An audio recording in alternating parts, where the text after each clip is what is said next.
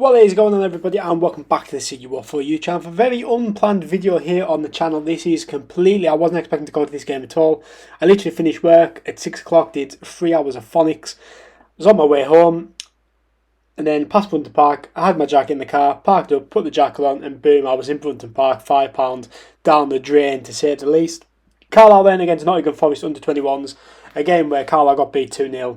Practically knocking us out of the Papa John's trophy, to be honest. I think we would need Accrington or Forest to drop points in us to get a big win over Harrogate. But I think the competition's done for us now this season. Carlisle lined up with a 4-2-3-1 formation with Jocko Anderson, Corey Whelan as captain, Jack Ellis, Jack Robertson, Ben Barkley, Ryan Edmondson, Jaden Harris, Callum Guy, Terry Blade, Dan Butterworth, Luke Plange, with Mellish, Gibson, McCalmont, Moxon and Maguire coming off the bench. Now, obviously, just to say, obviously I completely understand why people aren't a fan of this competition. The B team boycott and everything, completely understand.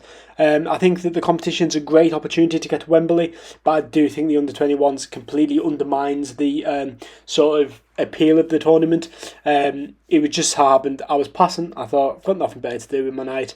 Couldn't get any worse after teaching 3 hours of phonics, but it did, because that was probably one of the worst games I have seen in a long time. I can't think. We're probably going back to Keith Millen days of bad. Probably the worst game I've seen under Paul Simpson.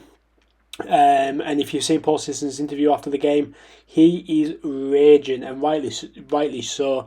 I don't think Carlisle created many opportunities. Ryan Edmondson had a half chance where he got a bit of wiggle room down the edge of the box, tried to clip back, defender blocked it. Then Moxon had a free kick in sort of Fleetwood territory, like the first game of the season. That clip is in the video, and then the keeper parried it onto the post. But other than that, I don't think Carlisle really troubled Forest at all. I don't think Forest did too much either, to be honest, but they had that 2 opportunities. They scored the 2 opportunities. They win the game 2-0.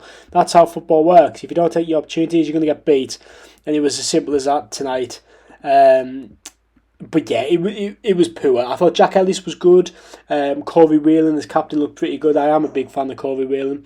I thought Ben Barkley looked quite composed on the ball as well. And he got a really nice reaction when coming off the pitch as well. I think there was 1,280 something fans, and 126 of them were not Forest fans. So, it's more than we used to get in the Papa John's trophy. That's obviously that Simo effect, the feel-good factor coming into the club. But poor from Carlisle to practically end our Papa John's trophy campaign. But I to be honest, I don't think I'm fussed. Leaves us with the FA Cup and League One to focus on. And I think if we're going to look at strength and depth, that we're going to need some extra players in January, or players returning from injuries, which there isn't a lot of players returning from injuries. But I think that January transfer window, the free transfer market window is going to be key, because a lot of these players I don't think are going to get into the first team, especially a step up from under-21s to first team League One football is a big step. But that's enough talk for me. The view of the game was poor. But I hope you have enjoyed this video, and I hope you enjoy the rest of the clips in the video. But for now, I have been CU4, and I'll see you at the weekend for the late Orient review.